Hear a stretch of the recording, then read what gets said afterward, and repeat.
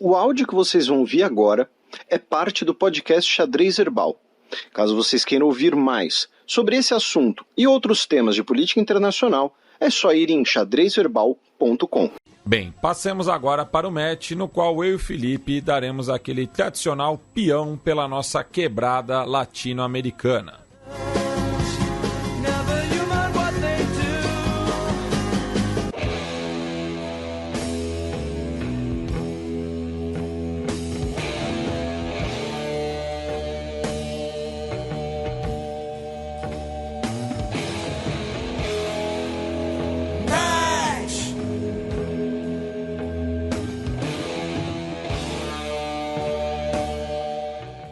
Procuradoria investigará presidente do Equador por fraude tributária após Pandora Papers. Pois é, meu caro Matias, mas a gente vai falar aqui nesse bloco de América Latina de uma coisa chamada cortina de fumaça. Tá? A gente, como sempre, a gente vai dar os fatos para o nosso ouvinte, mas a gente também vai analisar esses fatos e vamos ver aí umas curiosas coincidências. Começando pelo Equador, pelo nosso quase vizinho. Né? Vamos recapitular.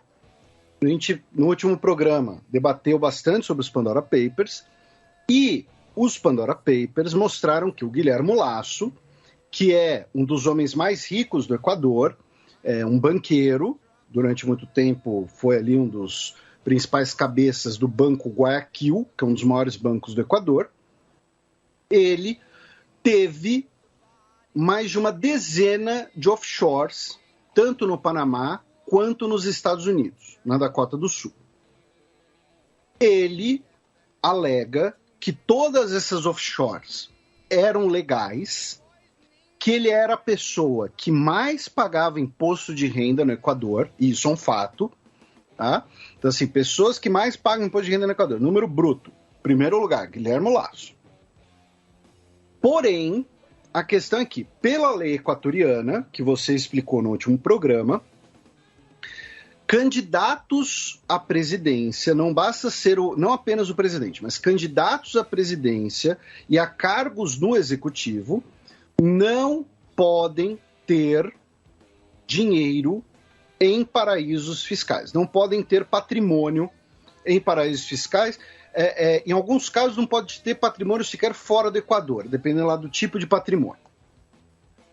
A discussão é, o Guilherme Lasso fala que, olha, para ser presidente, eu vendi tudo, eu abri mão de tudo, eu transferi tudo, eu não tenho mais nada a ver com as offshores. Esses documentos são antigos. A discussão é, se durante as eleições, quando entre a chapa ser registrada e ele ser eleito, se ele tinha offshores. Porque se ele tinha 1 centavo de real, não precisa nem ser de dólar, se ele tinha 1 centavo de real no Panamá, nesse período, a candidatura dele pode ser cassada, a chapa dele pode ser cassada, consequentemente, ele será removido da presidência. Tá? Então, a discussão jurídica no Equador é essa. Fora a discussão jurídica, nós temos todos os debates, né, de ordem ética, moral, que aí vão variar, né? Cada pessoa vai ter a sua perspectiva. Os nossos próprios ouvintes debateram isso lá no grupo do Telegram de apoiadores, inclusive, né? Gente falando, não, se o cara tem dinheiro e tem melhores condições fiscais, então ele tem que ir para onde o dinheiro dele vai render mais mesmo, e o cara tá certo. Vai ter gente falando, não, peraí, uma coisa é uma pessoa física, outra coisa é uma pessoa pública e tal. Enfim. Fora a discussão ética de um político ter dinheiro offshores, tem a questão legal do Equador, que é, o candidato não pode ter a offshore. Certo? Então, recapitulando para o nosso ouvinte, que não é apenas uma discussão de ordem moral, também tem uma questão legal. E o que aconteceu no Equador? Né? Fazendo aqui uma breve sequência de eventos. No dia 10 de outubro, ou seja, o domingo passado, retrasado, 2 dias depois do nosso último programa, o Congresso do Equador decidiu abrir uma investigação contra o presidente, tá? O Congresso, pedindo para ele comparecer perante a Comissão Constitucional para esclarecimentos. Isso foi aprovado por 105 votos a 137. Ou seja, a maioria do Congresso votou a favor disso. Aí, depois, no dia 18 de outubro, uma semana depois, o Guilherme Lasso decretou estado de exceção em 9 províncias do Equador, devido à grave comoção interna e o combate ao narcotráfico, que é o principal inimigo do Equador. Palavras dele. São 24 províncias no Equador, ele declarou estado de exceção em 9. Recapitulando novamente para o nosso ouvinte. No final de setembro, nós tivemos aquela briga entre gangues na prisão de Guayaquil, na penitenciária do litoral, que deixou 118 presos mortos. Aquela briga foi motivada pela questão ali da gangue Los Choneros, que o Matias explicou naquele programa. E a gente falou do Equador como rota de passagem para as drogas, devido ao porto. Então, drogas que chegam da Ásia podem passar por ali, então metanfetamina vindo do Sudeste Asiático e tudo mais, e também drogas produzidas na Colômbia ou maconha produzida no Peru também podem ser escoadas por Guayaquil e de lá irem para o México, para a América Central, para a Califórnia ou até mesmo, depois estudando para o programa, até mesmo pegar o Canal do Panamá e irem para a Europa. Cerca de 20% da droga que passa em Guayaquil tem como destino a Europa. Tá? Então, tivemos no final de setembro aquela briga que deixou 118 presos mortos e temos o Equador como uma rota de passagem de drogas. Vamos fazer um outro lembrete que a gente sempre faz aqui, tanto eu quanto o Matias, quando a gente fala de drogas e países pobres latino-americanos. Cocaína é uma droga cara. Pessoas pobres não consomem cocaína. O Equador, segundo o Escritório das Nações Unidas sobre Drogas e Crime, o Equador é um dos países que menos consome drogas no mundo. Tá? No mundo. O uso de cocaína no Equador é 10% do uso no Brasil, que por sua vez é 1/3 do uso dos países que mais usam. O topo da lista de países que mais usam cocaína no mundo são Estados Unidos, Reino Unido e Austrália. Tá? E o topo da lista de países que mais usam estimulantes no mundo são Estados Unidos, Reino Unido e Alemanha. Tá? Estimulantes, no caso, inclusive, entra, tipo, drogas de balada, né? Tipo êxtase, essas coisas. Nem sei se êxtase ainda é popular assim, mas enfim. Então, o Equador é um ponto de passagem de drogas. O Equador não está tomado por quadrilhas, por bocas de fumo, por pessoas usando drogas nas escolas, na frente das crianças, nem nada. Então, ser uma rota de drogas justifica muito mais grandes operações de inteligência, operações no porto, esse tipo de coisa.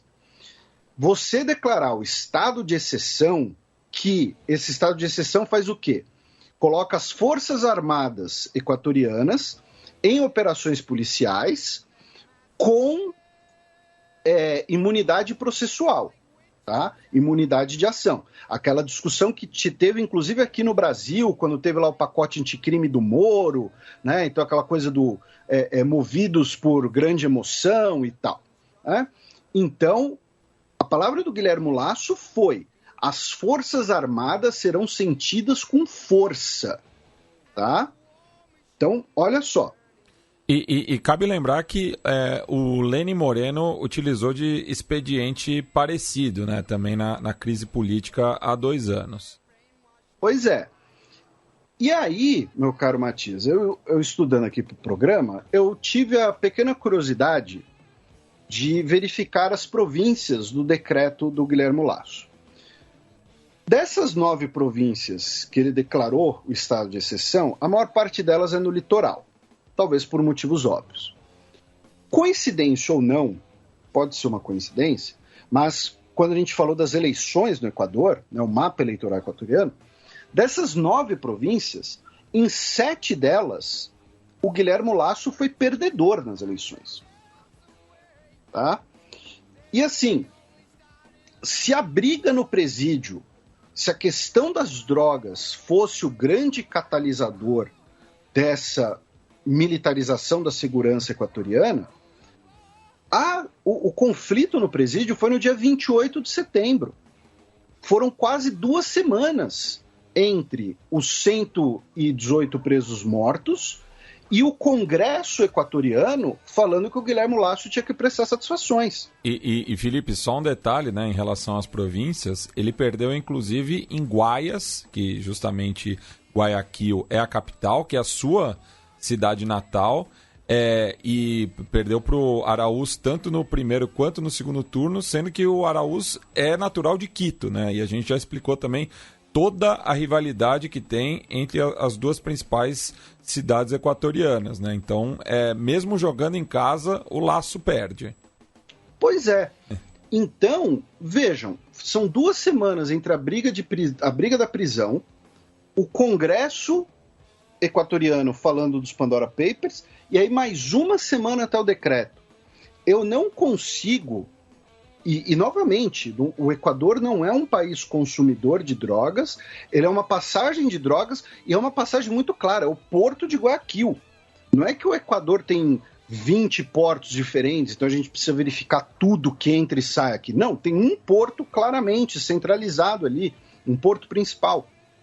Então, eu não consigo desvincular essa estratégia de botar as Forças Armadas na rua com, primeiro, ser uma cortina de fumaça em relação aos Pandora Papers e também ser uma maneira de coibir ou de desencorajar, né, protestos, eventuais protestos contra o Guilherme Lasso. E aí o que aconteceu? Anteontem, quarta-feira, dia 20, o Guilherme Lasso não compareceu à comissão do Congresso equatoriano. Ele faltou. E ele disse que ele não tinha obrigação de prestar aquela satisfação, que quem investiga isso é a Procuradoria e que os congressistas estavam convidados a irem até o palácio que eles seriam atendidos. Então, meio falando, olha, eu não sou obrigado a ir, é um convite, se vocês quiserem me perguntar alguma coisa, vocês que venham aqui. E aí, ontem, nós tivemos o truco. No dia 21, a Procuradoria-Geral do Equador disse que vai iniciar uma investigação preliminar por fraude tributária. Aí não é nem a questão da cassação da chapa, é uma questão de eventual fraude tributária. Por quê? Porque o presidente falou, não é o parlamento que decide isso, quem decide isso é a Procuradoria. Então tá, então a Procuradoria falou, tá bom, então vamos iniciar aqui uma investigação, e essa investigação foi aberta a pedido, não a pedido, né, imediato, assim, não é que pediu, precisa acatar, mas quem provocou a Procuradoria foi o Iaco Pérez, né, o líder indígena, que foi o terceiro colocado nas eleições, que denunciou uma eventual fraude, dizendo que não foi para o segundo turno por fraude. E que acabou decidindo também o rumo do segundo turno, pois se absteve, né? Isso, e que é o líder da segunda maior bancada do Congresso equatoriano. Então, assim... E que teve um voto bem mais interiorizado, né? Ele acabou ganhando nas províncias do outro lado da cordilheira, né? Em relação ao litoral. Isso. Então... novamente, eu não consigo desvincular esse decreto de uma eventual cortina de fumaça. E a gente vai falar um pouco mais sobre isso quando falar do Chile. A questão agora vamos colocar também em perspectiva qual é o momento do Guilherme Lasso. O Guilherme Lasso tomou posse em maio, 5 meses atrás. Até o mês passado, ele estava com uma aprovação na casa de 75%. Porém, em questão de um mês, ele perdeu 10% de aprovação, segundo os principais jornais equatorianos. Hoje a aprovação dele continua alta, na casa dos 65%, mas ele perdeu 10 pontos. E principalmente, uma coisa que a gente mencionou aqui no programa na época das eleições, No Congresso, das 137 cadeiras, o partido dele, o Criando Oportunidades, né, o CREIO, né, tem 12. Tem menos de 1/10 do parlamento. Né? E a base aliada tem mais 18 cadeiras. A base aliada do governo é de 30 cadeiras e 137. Aí nós temos 1/3 da casa se declarando neutra, que é inclusive a bancada do Iaco Pérez, e a oposição declarada, que é quase metade. Então ele, desde o início do governo, ele não tem apoio no Congresso, ele está com as costas contra a parede, né, ele está ali pressionado nas cordas, se preferirem uma expressão do boxe, e a oposição vai explorar essa falta de base parlamentar, porque se ele tivesse uma ampla base parlamentar, esse tipo de convite, né, de esclarecimento não teria sido aprovado no Congresso. Né? Então vão buscar explorar cada oportunidade. A gente não está falando aqui que a oposição é tudo santo, é tudo gente legal, que quer o melhor para o Equador e para o mundo. Não.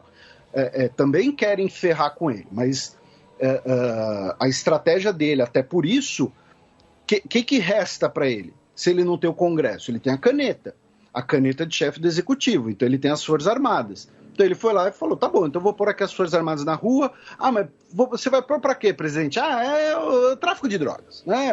Tem que combater o tráfico aí, é isso aí, exército na rua. E ele tá usando as Forças Armadas como escudo, como cortina de fumaça dessas investigações, dessas denúncias que podem, novamente, levar até mesmo à cassação da chapa dele. Sobre a situação do Guilherme Lasso, você tem mais alguma coisa, Matias? Só uma curiosidade, Felipe, e que a gente vai falar do Piñera depois, mas viralizou no Chile um vídeo de setembro de 2016, no qual o então ex-presidente Sebastián Piñera no Chile e o ex-candidato presidencial do Equador, Guilherme Lasso, em uma reunião, discursavam contra os paraísos fiscais. Eu vou abrir aqui as aspas para o Piñera. É muito importante que os paraísos fiscais desapareçam. Muitas vezes os paraísos fiscais se utilizam para atividades incompatíveis com a lei e com a moral, como a lavagem ou o ocultamento de dinheiro que são provenientes do narcotráfico e do crime organizado, ou se utilizam para evasão fiscal. Pois é, eu sou... 5 anos depois... Pois é, eu sou contra a venda de refrigerantes, porque eles são um péssimo exemplo para as nossas crianças. E as pessoas bebem refrigerante e ficam ruins com problemas de saúde. E isso porque você não tem um filho de 5 anos que ainda te questiona toda vez que você abre uma garrafa de refrigerante. Não, na verdade eu quis dizer que eu quis dar um exemplo de hipocrisia. Né? Sim, mas eu tenho que... eu passo por isso quase diariamente. E outras duas notícias do Equador, antes da gente sair, foi que o presidente Guilherme Lasso recebeu na terça-feira, dia 19, né, um dia depois do decreto de sessão, recebeu o secretário de Estado dos Estados Unidos, o Antony Blincalhão, que visitou o Equador e a Colômbia. Né? Ele esteve nesse momento, né, na Colômbia, ficou até ontem. Ou seja, não passou pelo Brasil e disse que iria falar de combate ao narcotráfico e combate à imigração irregular. E a outra notícia foi que muita gente deve ter visto o vídeo, né, do navio escola, o veleiro da Marinha do Brasil, Cisne Branco, batendo numa ponte para pedestres no porto de Guayaquil. Eu até tuitei sobre isso, que assim, muita gente tirando sarro, fazendo piada e tal. Eu detesto, né, fazer o papel de chato, mas muito provavelmente a culpa é da estrutura portuária.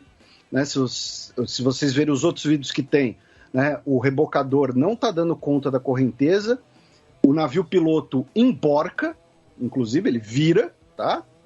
Na água. Esse tipo de operação normalmente é conduzido pela praticagem do porto. Então... E a chance de errar é com o navio escola, né, Felipe? É na escola que se aprende. Pois é. Aí do Equador a gente continua no Império Incaico, vamos para o Peru, onde o Peru Livre, na semana passada, na quinta-feira, dia 14, viu seu secretário-geral, Vladimir Cerrón, disse que o partido não vai dar voto de confiança ao novo gabinete ministerial do presidente Pedro Castillo, que é do Peru Livre. Basicamente, né, lembrando, o Pedro Castillo ele demitiu, né, o ex-chefe de ministros, o Guido Bellido, e fez um gabinete mais moderado, né, presidido pela advogada ambientalista Mirta Vázquez. E o Peru Livre disse que não daria o voto de confiança. Já que estamos fazendo várias analogias com o Brasil nesse momento, me lembrou muito um pouco quando, pouco tempo depois da posse do Lula, em 2002, nós tivemos um racha, né, no PT que levou à criação do PSOL. Né? Nesse caso é meio que o contrário. Né? A parte mais ampla que estaria rompendo com o governo, e não uma parte menor.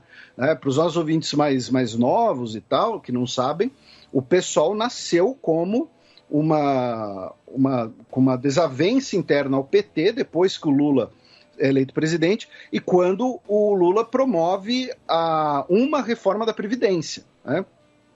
Na época do Temer, muita gente falava o PT contra a reforma da Previdência e tal, mas os governos do PT fizeram duas. E a primeira delas desagradou parte da base do PT, que saiu e formou o PSOL. Inclusive, também teve a questão dos militares praticamente não serem afetados, né? Isso, exatamente. Né? O PSOL é fundado em 2004, foi até colar aqui, né? Que é o período do primeiro governo do Lula. Então, é algo parecido com isso, só que em ordens de grandeza diferentes. Agora é a maior parte, né, do partido que aparentemente rompeu com o presidente. Então, cria-se ali um questionamento interessante de como vai ser essa questão, como o presidente vai governar sem o próprio partido, que é a maior bancada do Congresso peruano. E como a gente falou anteriormente, até por ser um partido relativamente novo, né, ainda falta, né, um lastro político, assim. É um partido que está engatinhando justamente nesse tipo de situação. Isso, né? Ainda está tendo que lidar com o poder.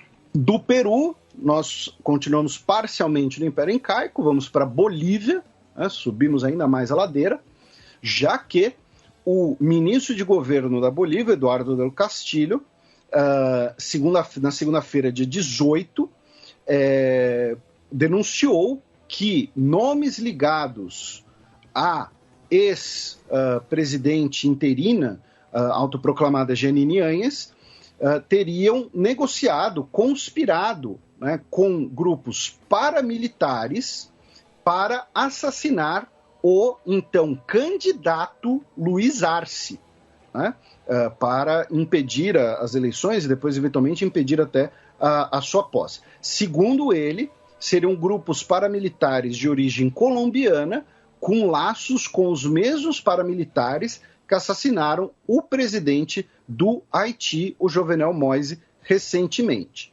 Tá? E justamente quando a gente falou do magnicídio haitiano, a gente lembrou, né, que após os acordos de paz com as Farc, né, aumentou o número de oferta de mão de obra especializada militar na Colômbia, né? Então a região toda está assim sob essa ameaça.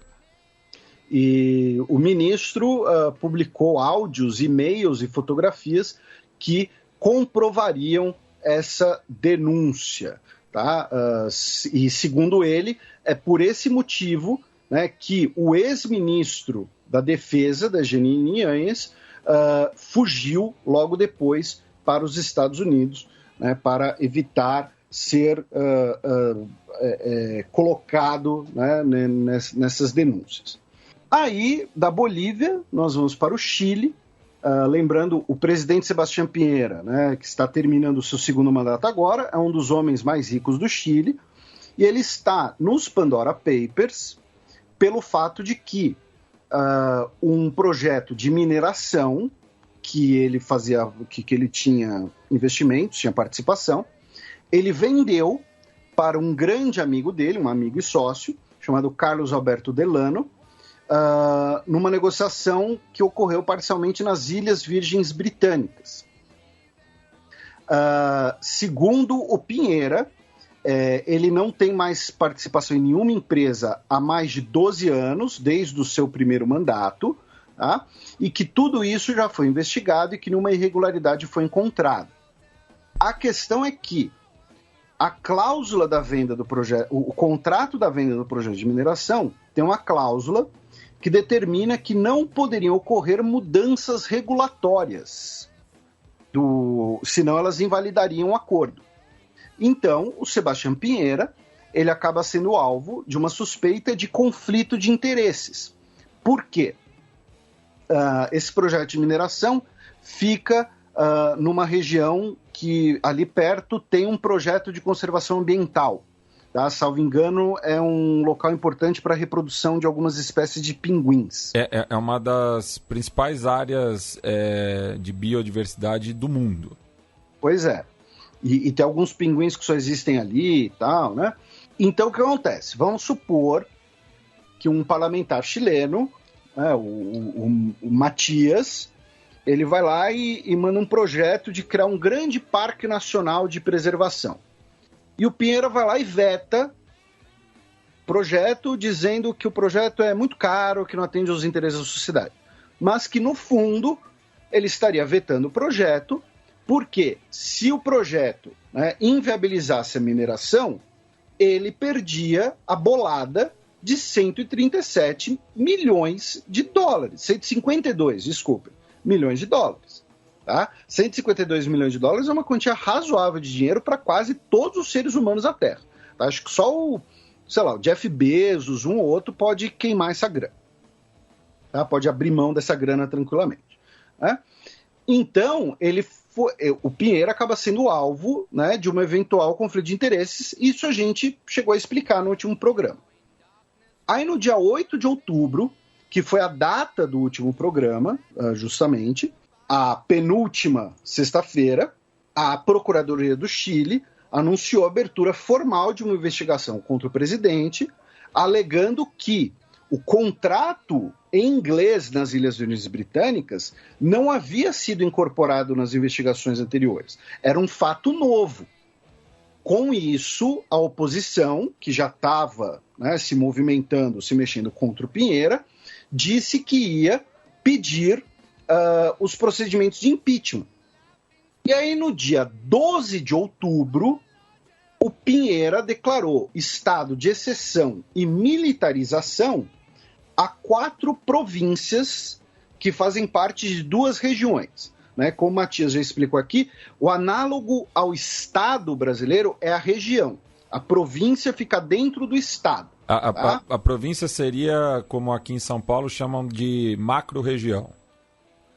No caso, são as províncias de Biobío e Arauco, que ficam na região de Biobío, e as províncias de Maleco e Cautim, na região da Araucânia, tudo sul do Chile.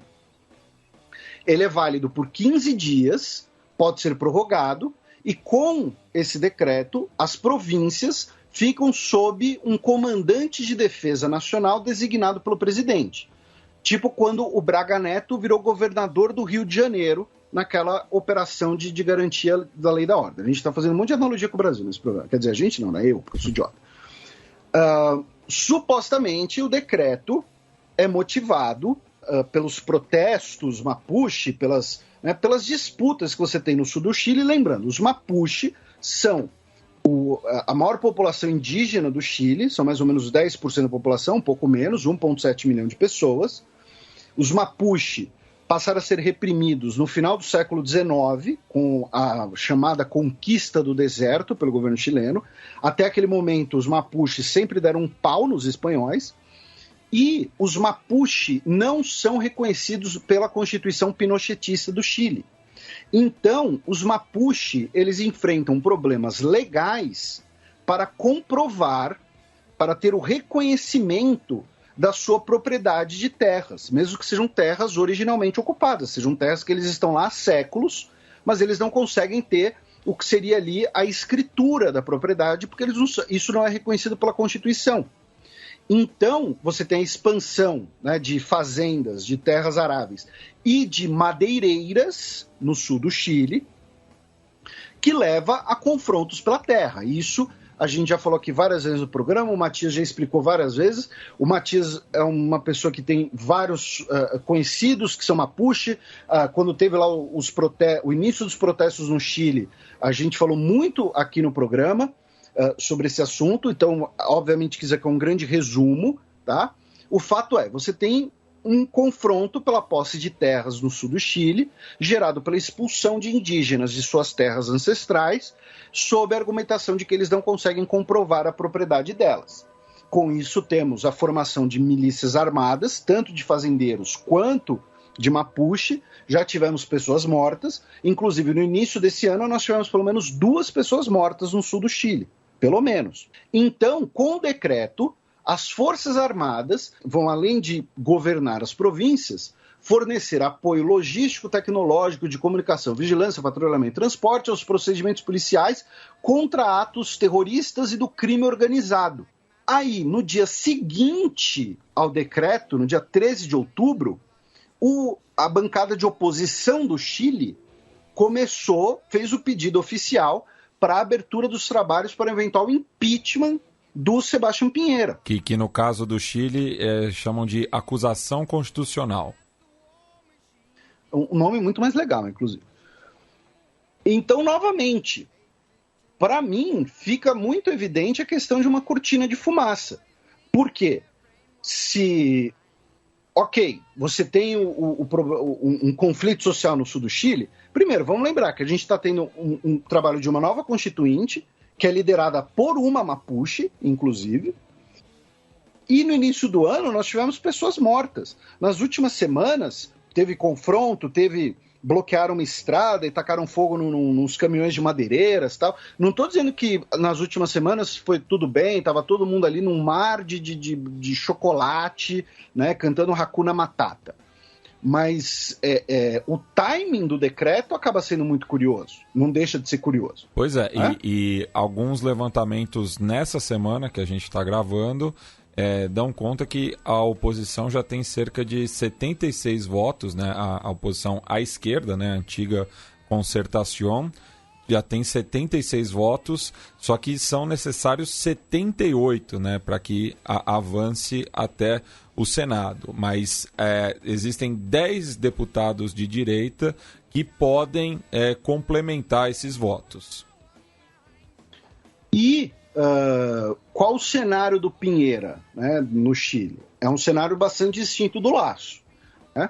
O Piñera, ele acaba o seu mandato em março de 2022 e mês que vem, né, teremos eleições para o presidente do Chile, né, dia 21 de novembro, daqui a exatamente um mês. Não acredito que o Piñera vá voltar para um terceiro mandato. Ele está saindo com uma aprovação muito baixa, ele já deve estar de saco cheio, inclusive, então vai aproveitar. É uma questão de idade também, né? Ele está com 72 anos, a próxima eleição ele estaria com 76. E ele terminaria o mandato com 80, né? Então, vai curtir a grana dele, vai curtir os netos, já que quando ele foi jantar com o neto, inclusive, durante os protestos, criticaram. Vai fazer, né? Vai fazer algum hobby, sei lá, vai viajar por aí. Eu pegava a minha grana e ficava viajando por aí. Só que, justamente por conta das eleições, né, você desgastar a imagem do Piñera afeta o cenário eleitoral. Por quê? Né, o sucessor oficial do Piñera, né, o candidato da sua coalizão, o Sebastián Sichel, ele está em quarto nas pesquisas, com cerca de 12% da intenção de voto. Né? Então ele já é meio quase carta fora do baralho. As pesquisas indicam, né, que justamente teremos os dois extremos no segundo turno, né? O Gabriel Boric pela Convergência Social e o José Antônio Cast pelos republicanos, que é o chamado Bolsonaro chileno, né, que inclusive tem uma boa relação com o mandatário brasileiro. Tem uma boa relação, mas eu acho que, acho que nem precisaria chamar ele de Bolsonaro chileno, porque ele é muito claramente um pinochetista. Ele tem uma definição ideológica dentro do país dele. Ele é um candidato pinochetista. Ele é o cara que fala.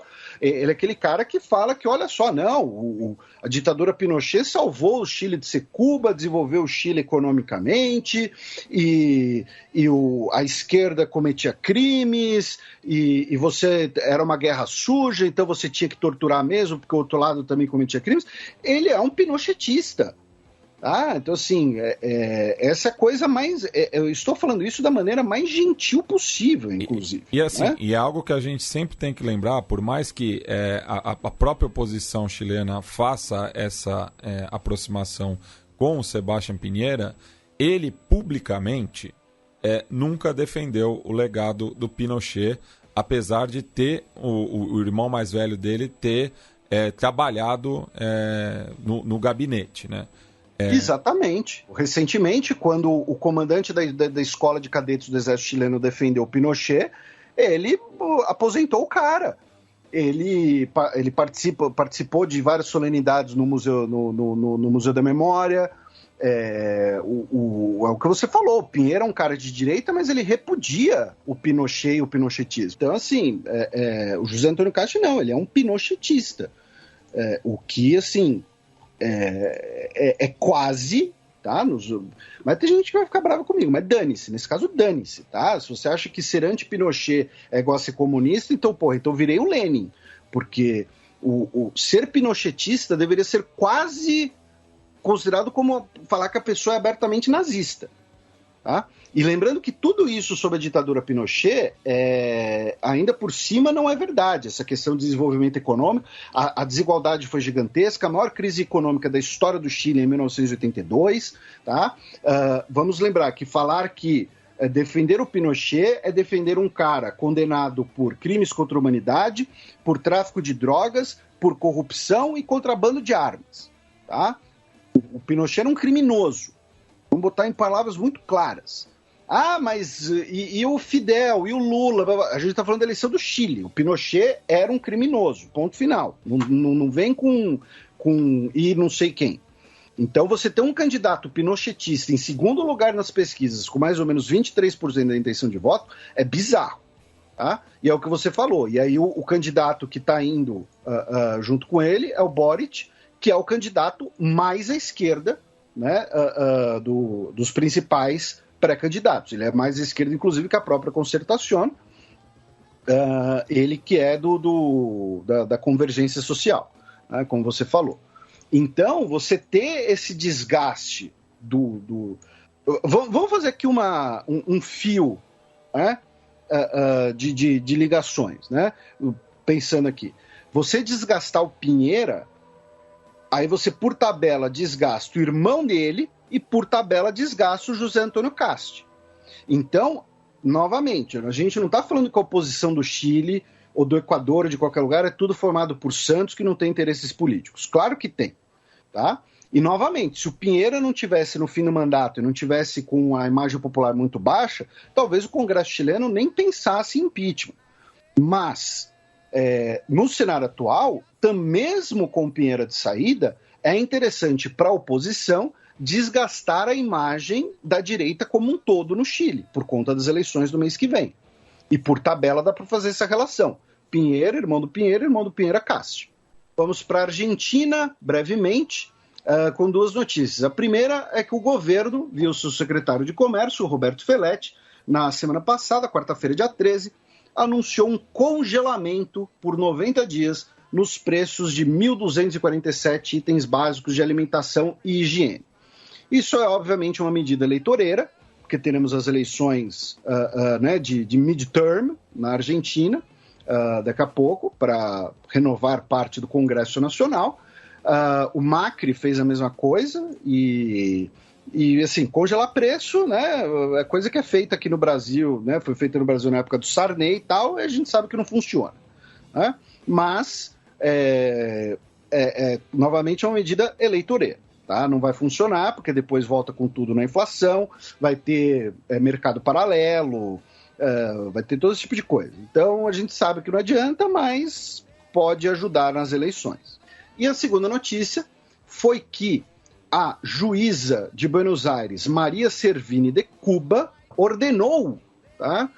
Indiciou, melhor dizendo, formalmente, o ex-ministro do interior da ditadura franquista da Espanha, Rodolfo Martín Villa, que tem 87 anos de idade, sob uma argumentação muito interessante, né, que aí a gente teria que chamar a nossa querida Ana Luísa de Moraes Campos para explicar, que é a questão de que crimes contra a humanidade, como a tortura cometida, né, durante a ditadura franquista, não têm jurisdição e nem prescrevem.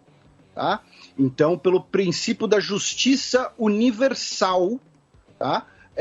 O fato de que também cidadãos argentinos foram vítimas, né, do aparato policial comandado pelo então ministro, ele pode ser indiciado também na justiça argentina. Lembrando que na década de 90, né, o Pinochet foi indiciado na justiça espanhola, né, justamente, que teve lá o pedido de extradição e tudo mais. Quando ele estava em Londres, né? Isso, em Londres, onde ele tinha uma grande amiga. Pois é. Da Argentina, a gente cruza o rio, vem para o Brasil.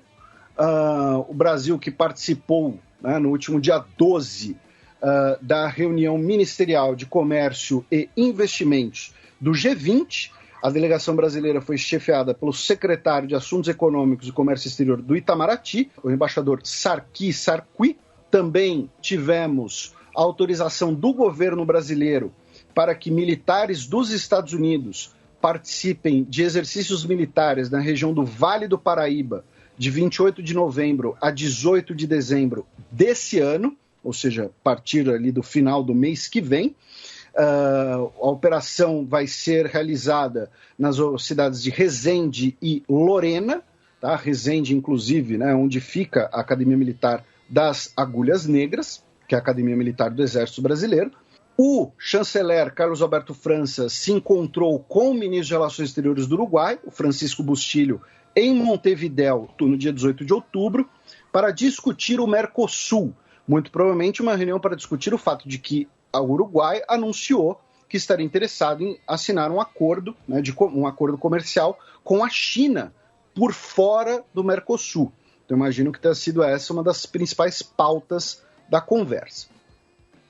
No dia 19 de outubro, no início dessa semana corrente, né, tivemos a visita do presidente colombiano ao Brasil, o Iván Duque, tá, para tratar da agenda bilateral em questões de cooperação em comércio, saúde, proteção ao meio ambiente, segurança fronteiriça. Né, tivemos uma nota oficial publicada no site do Itamaraty. A nota oficial é de 47 itens, então, obviamente, não vamos passar por todos os itens aqui, mas para o nosso ouvinte que estude essas relações ou que seja candidato ao CACD, seria interessante dar uma olhada, pelo menos passar ali por cima. Mas os pontos principais foram que os dois presidentes anunciaram que vão cooperar em temas sobre a nossa querida, rica e desejada Amazônia, na COP26, né?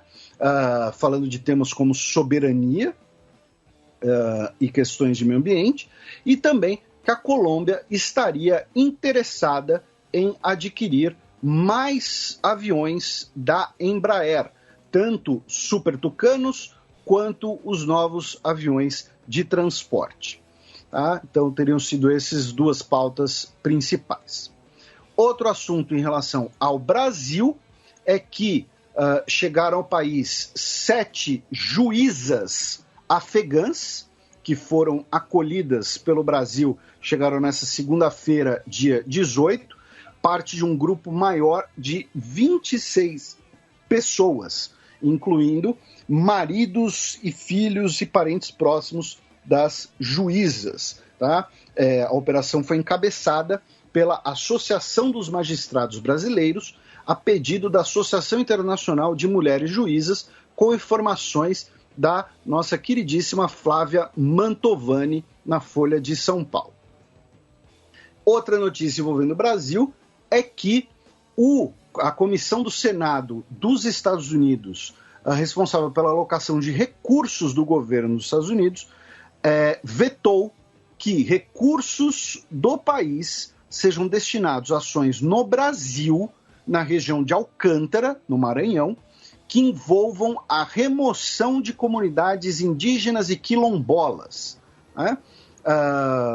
Lembrando, quando teve a assinatura do acordo para a cooperação, né, usando a base de Alcântara, nosso querido Sérgio Sacani, do Space Today, fez uma participação especial aqui no programa, explicando um pouco mais do acordo, explicando inclusive parte dos desafios da sua implementação, e uma questão aproveitando inclusive a discussão do Chile, né, a propriedade de terras, já que a região de Alcântara é uma região com comunidades quilombolas e indígenas, que, para o eventual desenvolvimento da base, provavelmente precisariam ser realocadas. A questão é que, se essa palavra realocadas é uma realocação feita de maneira apropriada e justa, ou se é simplesmente expulsar essas pessoas dali e tacar fogo em tudo. E aí a Comissão do Senado dos Estados Unidos anunciou que está vetado qualquer uso de verbas, né, para esse fim. Do Brasil, aproveitando que estamos na região norte, nós cruzamos a fronteira com a Venezuela, já que tivemos uma notícia, né, a concretização da extradição do Alex Saab, considerado ali braço direito do Nicolás Maduro, para os Estados Unidos. Uma saga, né, que a gente acompanhou por praticamente 2 anos. Recapitulando, o Alex Saab, novamente, é um braço direito do Nicolás Maduro, ele é acusado nos Estados Unidos de lavagem de dinheiro e tráfico de drogas. Em 2019, ele foi detido em Cabo Verde na escala de um voo, tá? E ele foi detido mesmo tendo passaporte diplomático. O governo venezuelano protestou, dizendo que ele não poderia ser detido nessas condições. O tema foi parar na Justiça de Cabo Verde, que autorizou, né, a prisão e consequente extradição dele para os Estados Unidos. Então foi 2 anos desse debate em Cabo Verde e, de fato, eu não conheço nada da legislação cabo-verdiana, né? Peço desculpas aí aos nossos ouvintes. Mas uma pessoa com passaporte diplomático ser presa é, de fato, uma violação bastante complicada do direito internacional, tá? Mas, independente de quem for, de qualquer maneira, ele foi detido, ficou 2 anos em Cabo Verde e teve a sua extradição autorizada e chegou nos Estados Unidos agora, dia 16 de outubro, no último sábado, tá? Ele disse que não vai colaborar com as autoridades dos Estados Unidos, porém, essa extradição fez com que o governo venezuelano suspendesse o diálogo com a oposição que estava ocorrendo no México, mediado pela Noruega, no último domingo, como protesto. Tá? Segundo o presidente da Assembleia Nacional Venezuelana, que é o chefe da delegação nessas negociações, o Jorge Rodrigues, o ato foi um sequestro, tá? E o Alex Saab, deveria fazer parte das negociações. Então, em protesto, suspenderam as conversas. E, repito, o Alex Saab foi extraditado para os Estados Unidos, que também vai receber o ex-general e ex-chefe da inteligência militar da Venezuela, Hugo Carvajal, que estava preso na Espanha. Ele era um dos principais, a gente falou do Hugo Carvajal aqui no programa um tempo atrás, ele era um dos principais aliados do Hugo Chávez, que rompeu com o Maduro, dizendo que o Maduro é traidor do movimento. Tá? Então, é possível que, se o Hugo Carvajal, né, o Hugo Carvajal será extraditado para os Estados Unidos, tá? É possível que, fazendo isso, ele entregue ou delate, enfim, participe de coisas em relação ao Maduro. Em relação ao Hugo Chávez, acho difícil. Né? E aí o Ivan Duque, numa entrevista para a Folha de São Paulo, comentou que essas notícias mostram que o castelo de dinheiro sujo do regime da Venezuela vai cair. Lembrando que o governo colombiano é um governo de direita, o Ivan Duque, né, tinha no Uribe um grande padrinho político, e você tem uma tensão muito grande na fronteira entre Colômbia e Venezuela, com os dois países acusando um ao outro de tentar desestabilizar ele. O Matias já contou aqui, por exemplo, né, que opositores do Maduro acusam ele de ser colombiano, né, é uma grande acusação. Então, quando o Ivan Duque fala isso, é bom colocar em perspectiva que tem uma disputa entre dois países e também uma desavença ideológica, tá? Mas não que não passe dinheiro do narcotráfico pela Venezuela, muito provavelmente parte do dinheiro do narcotráfico passa pela Venezuela, assim como passa pela própria Colômbia, né? Então, são relações muito mais profundas do que uma outra declaração de uma liderança política.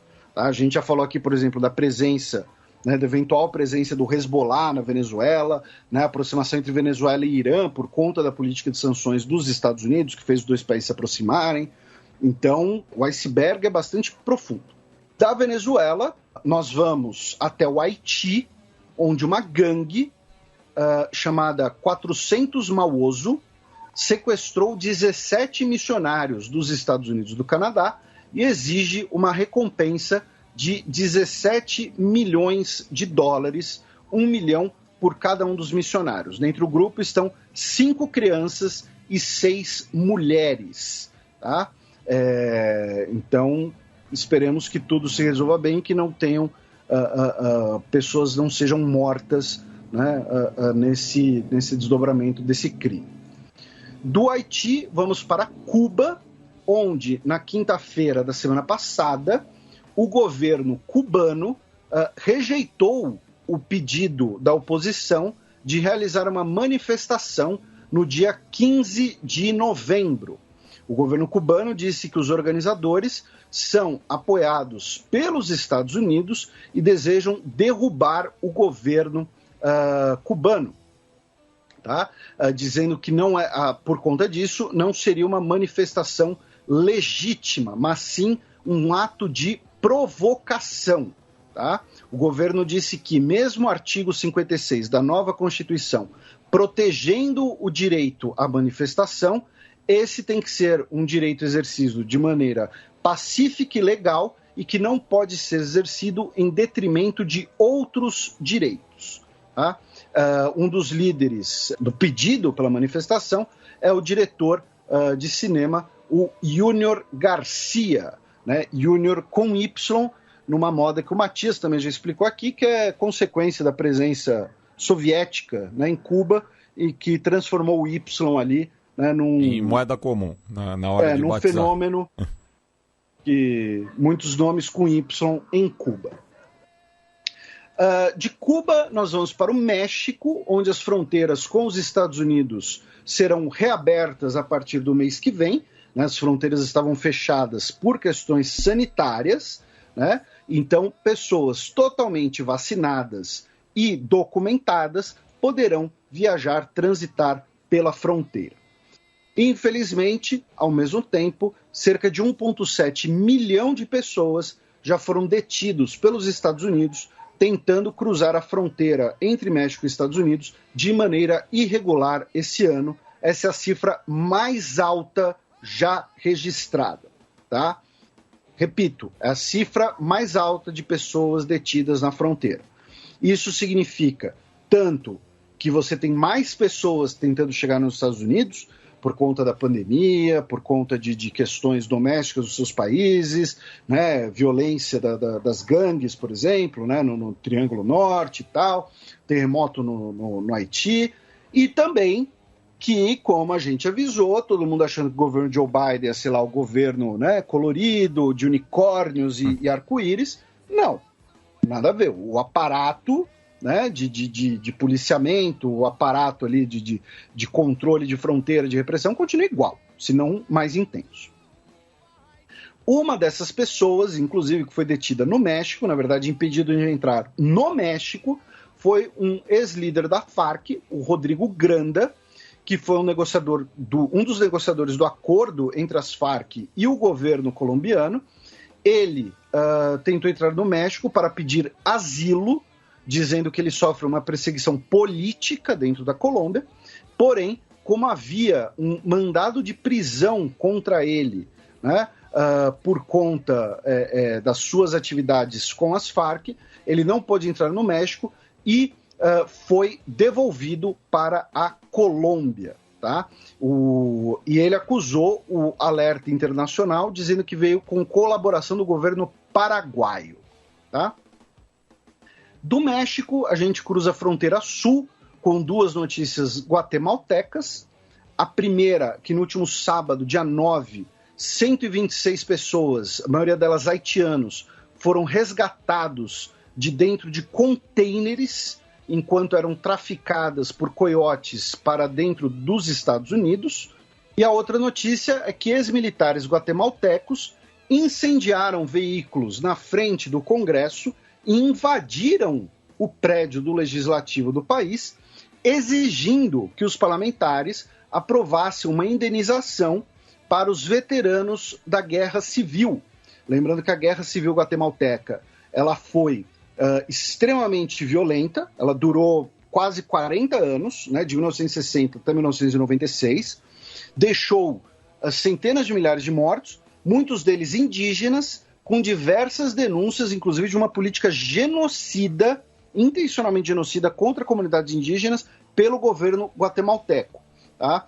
E os militares exigem que um projeto de lei seja aprovado, que autoriza uma indenização de cerca de R$80 mil, tá, convertidos, para cada militar do período da Guerra Civil.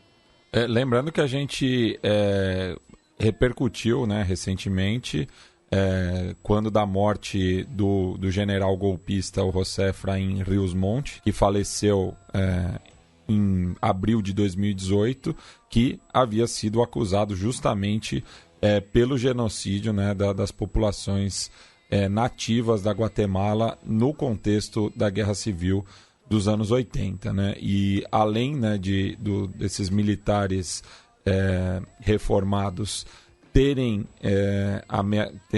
invadido o Congresso do país, eles também haviam ameaçado tomar o aeroporto da capital da cidade da Guatemala. E mais ao sul, tivemos no último domingo, dia 17, mais um protesto contra o governo Nayib Bukele em El Salvador, devido àquela lei, né, que aposentou, né, diversos juízes compulsoriamente e que vai renovar, sob comando do presidente, né, parte do judiciário.